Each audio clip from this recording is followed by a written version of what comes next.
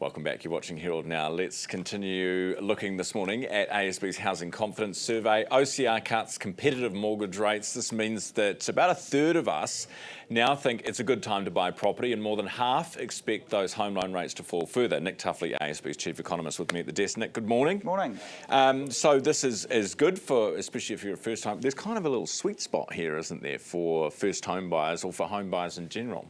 Yes, look, when you look at what's happened to house prices over the last few years, they've come down, they've remained down. You've got a lot of stock on the market as well. So although we've seen more people buying homes, there's still a lot more listings coming on. So you've got plenty of choice, not too much competition. And look, mortgage rates where they are now are probably about as low as they're going to go after the signals we got from last week. You know, we may be at the bottom as well. So best conditions we've seen for several years, particularly if you're a first home buyer. Now that interest rates are low, your affordability is a lot better too.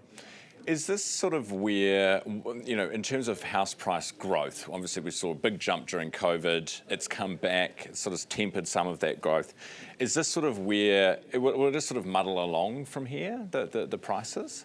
Look, we think we'll see small price gains next year, 3 to 4%. So you're in a situation where, look, migration has slowed, so your population growth has slowed, so that's not putting as much pressure on. You've still got a reasonable amount of construction, so that supply is going to remain pretty high. And interest rates, yes, they've come down, as we say, probably about as low as they're going to get. Look, they're not at 2-something%. So we're in all things add up to sort of moderation in the market, which is not a bad thing because that boom-bust cycle can be a bit destabilising as well. Any other headwinds that you're looking at for the housing market?